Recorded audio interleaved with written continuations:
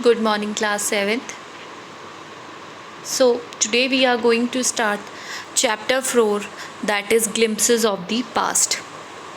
Glimpses का मतलब होता है झलकियाँ और पास्ट होता है हमारा अतीत. तो हमारे अतीत की कुछ झलकियाँ. सबसे पहले वार्म अप करेंगे. Glimpses of history of our country, जो हमारी हिस्ट्री है, to be understood through pictures with strips of text for support.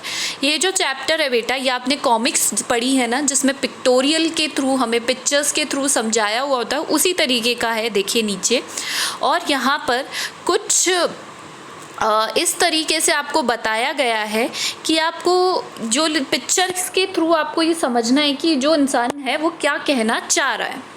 Understood?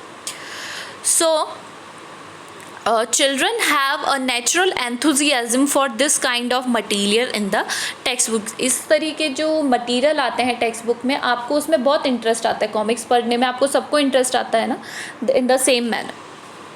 Here are some pictorial glimpses of the history of our country from 1757 to 1857. अब इसमें हमारे जो 1757 से 1857 की कुछ झलकियाँ दी हुई है हमारी हिस्ट्री की, इतिहास. These pictures are and speech bubbles. जो speech bubbles होते हैं, these are speech bubbles. जो इंसान कह रहा होता है उसे कहते हैं speech bubbles. उसके through they will help clarify your understanding of the condition. उससे आपको समझ में आएगा कि इंसान, जो व्यक्ति है उस पिक्चर में दिया हुआ, वो क्या कहना चाह रहा है. Of that condition that lead to the event known as the first war of independence in 1815. जो पहली इंडिपेंडेंस के लिए वॉर हुई थी, उससे रिलेटेड है ये जो चैप्टर है, that is related to it. So shall we start? Okay, let's get started. The martyrs कौन होते हैं? शहीद. At a function in Delhi, एक फंक्शन चल रहा था दिल्ली में, उसमें ओ माई कंट्री मैन, ये जो late your eyes fill with tears as you recall the sacrifice of Indian martyrs. आपने वो सॉन्ग सुना है लता मंगेशकर का, ए मेरे वतन के लोगों. ये उसी सॉन्ग का क्या है? इंग्लिश ट्रांसलेशन है. And this lady is Lata Mangeshkar. Understood? And the people given in this picture are all the martyrs or the shaheed. Understood? So this is the easiest one.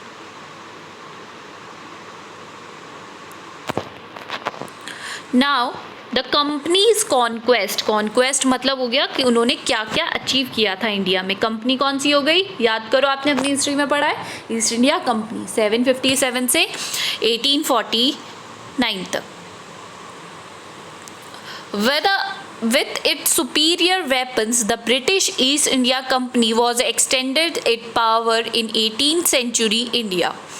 अपनी जो सुपीरियर वेपन्स के through जो British east India company थी, was extended मतलब बढ़ रही थी धीरे धीरे 18th सेंचुरी में. आप देखेंगे ये जो इंडिया का मैप दिया हुआ है, इसमें इंडियन प्रिंसेस जो ब्रिटिश हैं उसका येलो वाला पार्ट है, और धीरे धीरे आप देखेंगे कि जो ब्रिटिश टेरिटरी है वो बढ़ रही है.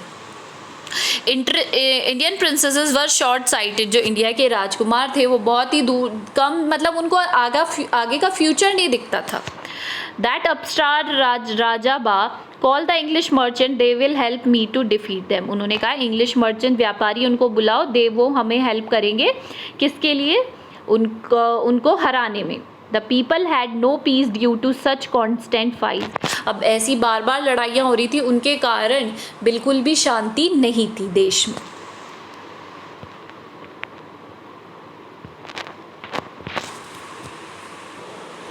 The rivalries helped the East India Company and it could easily subdue Indian princesses one by one. अब ऐसी लगातार जो लड़ाइयाँ हो रही थी, इससे क्या हुआ?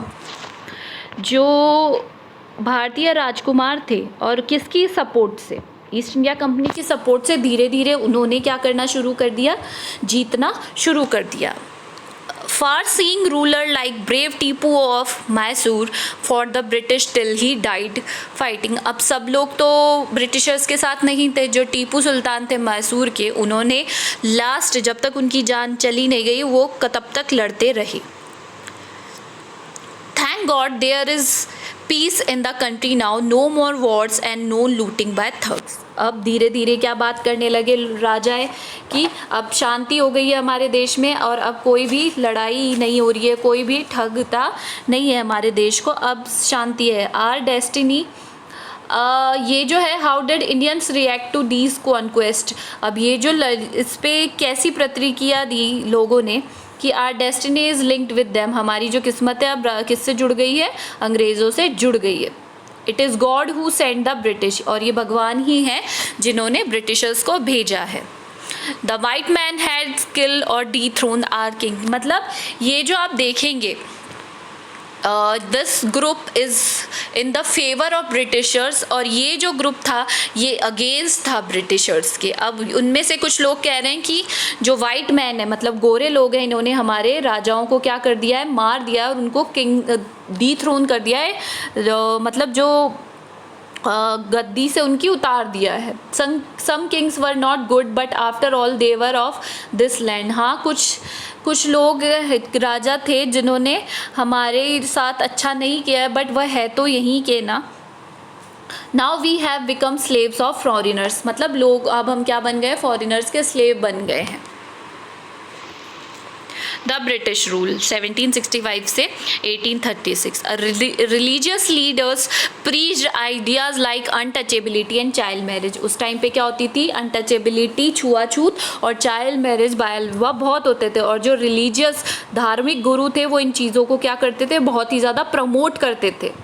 Anyone who crosses the seas loses his religion, अब ये धार्मिक गुरु दिए हुए हैं पिक्चर में, वो कह रहे हैं कि जो भी समुद्र क्रॉस करेगा, पार करेगा, वह अपना धर्म खो देगा। All the miseries, दूसरे पिक्चर में देखिए, All the miseries in the world is due to women, और कई लोग क्या कह रहे थे धार्मिक गुरु कि इस दुनिया में जितने भी दुख हैं उसका कारण कौन है, औरतें हैं। The truth was that the Indians has lost self-respect, the British scorned them, but सच्चाई यह है कि भारतीय जो लोग थे वो अपना आत्मसम्मान खो चुके थे और ब्रिटिश उनका क्या उड़ाते थे, मजाक। स्कॉन करना मतलब मजाक उड़ाते थे। अब देखिए इस पिक्चर में देखिए, इसमें ब्रिटिशर्स बात कर रहे हैं, the natives are unworthy of trust, incapable of honesty, पर जो हमारे आसपास के जो लोग हैं, जो इस देश के देशवासी हैं, वो हमारा सपोर्ट नहीं करते, मतलब वो ट्रस्ट के लायक नहीं है। True your honour but I am honest, but कुछ लोग जो थे चापलूस टाइप के, वो कह रहे हैं कि हाँ मैं जानता हूँ ये जो पीछे जो व्यक्ति खड़े हैं यहाँ पे ये इंडियन है, इजीली आप आइडेंटिफाई कर सकते हैं, और वो कह रहे हैं कि हाँ कि आप सही कह रहे हैं बट मैं उनके जैसा नहीं हूँ। नेक्स्ट पिक्चर पे आइए, इस पे Being merchants, the British wanted quick profits. Their heavy taxes forced farmers to abandon the fields. और मर्चेंट होने के कारण जो अंग्रेज़ थे वो जल्दी जल्दी हैवी टैक्सेस लगाने लगे उनके ऊपर।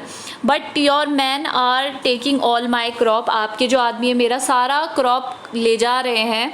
You all still in arrears, if you don't pay next week I will send you to the jail. अब ये जो अंग्रेज है वो उनको कह रहा है कि अगर तुमने अभी मेरा पैसा नहीं दिया, तुम्हारा जो पिछला एरियर्स मतलब पिछला वाला बाकी, अगर तुम वो मुझे नहीं दोगे तो मैं तुम्हें जेल में भेज दूंगा। Still the British invent other method which gave them more profit, but जो अंग्रेज थे वो बहुत ही चालाक थे, उन्होंने इतने सारे तरीके अपना लिए ताकि वो क्या बना सके, पैसे कमा सके। The goods manufactured in England should not have any import duty when brought into India. अब जो इंडिया से जो बाहर से सामान मंगाया गया इंडिया पे, उस पर कोई भी इम्पोर्ट ड्यूटी उन्होंने नहीं लगाई। A good idea. The East India Company laws begin to cripple Indian industry. और धीरे धीरे ईस्ट इंडिया के जो कानून थे उन्होंने भारतीय जो इंडस्ट्रीज थी उनको क्या करना शुरू कर दिया, क्रिपल मतलब रौंदना। इनएविटेबली फेमाइन फ्लोड, और इसके कारण अकाल भी पड़े। Between 1822 and 1836 15 lakh Indian died of starvation, और 1822 और 1836 के बीच मध्य 15 lakh Indians died of starvation, भुखमरी के कारण मर गए। The British policies ruined the expert artisan and their business, British जो नीतियाँ थी, पॉलिसीज़ थी, उनके कारण जो एक्सपर्ट आर्टिशन शिल्पकार थे और उनके व्यवसाय बहुत ही तरीके से क्या हो गए, पूरी तरीके से नष्ट हो गए। Understood.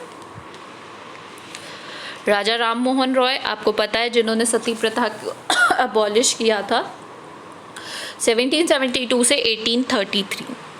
Raja Ram Mohan Roy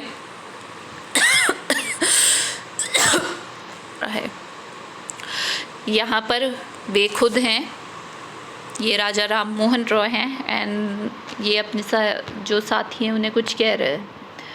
late us not despise our self, our ancient culture is great. हम धीरे धीरे लुप्त हो रहे हैं, बट हमें अपने आप को छोटा नहीं मानना चाहिए। हमारा जो एंशियंट कल्चर है वो बहुत महान है।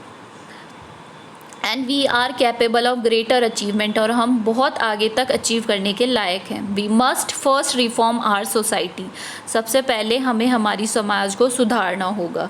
Superstitions have been ruining us, superstition क्या है? सुपरस्टिशन ने हमको, जो अंधविश्वास है उन्होंने हमें बर्बाद कर दिया है। Cows are of different colours but the colour of their milk is the same. उन्होंने कहा कि गाय भले ही अलग अलग तरीके की होती है, कलर की होती है, बट वो जो दूध देती हैं वो सब सेम होता है, मतलब जो दूध का कलर है वो सफ़ेद है, सेम है। Different teachers have different opinion but the essence of every religion is the same. जितने भी अलग अलग गुरु हैं वो अलग अलग क्या जो धर्म है उसका प्रचार करते हैं, बट किंतु सार क्या है कि हर रिलीजन का सार एक ही है। He attracted by science and modern knowledge, वो किससे अट्रैक्ट थे? साइंस और मॉडर्न नॉलेज से। Knowledge should be practical and scientific, जो नॉलेज है वो प्रैक्टिकल होनी चाहिए और साइंटिफिक होनी चाहिए। He cross the seas and went to England to see what what made the British powerful. वो इंग्लैंड गए और उन्होंने वहाँ जाकर देखा कि ऐसा क्या है कि ब्रिटिशर्स इतने पावरफुल हैं। देयर ही टोल्ड देम, उन्होंने वहाँ अंग्रेजों को कहा, We accept you as rulers and you must accept as subjects। हमने तुम्हें किस तरीके से शासकों के रूप में तो स्वीकार कर लिया है, बट आप लोगों ने हमें अपनी प्रजा के तौर पे स्वीकार नहीं किया है। But you must remember the responsibility a ruler ओज टू हिज सब्जेक्ट। बट अगर आप एक रूलर की तरह सोचे, राजा की तरह, तो आपके तरफ से हमारे प्रति भी बहुत सारे कर्तव्य है, आपको हमारे भले के लिए सोचना चाहिए। एक लाइन छूट गई थी, he started newspaper but the suspicious British stop them in 1823। उन्होंने बहुत सारे न्यूज़पेपर्स शुरू किए ब्रिटिशर्स के अगेंस्ट, बट उन्होंने उसे बंद कर दिया। So this is all for today, we will do the next in our next class. Thank you.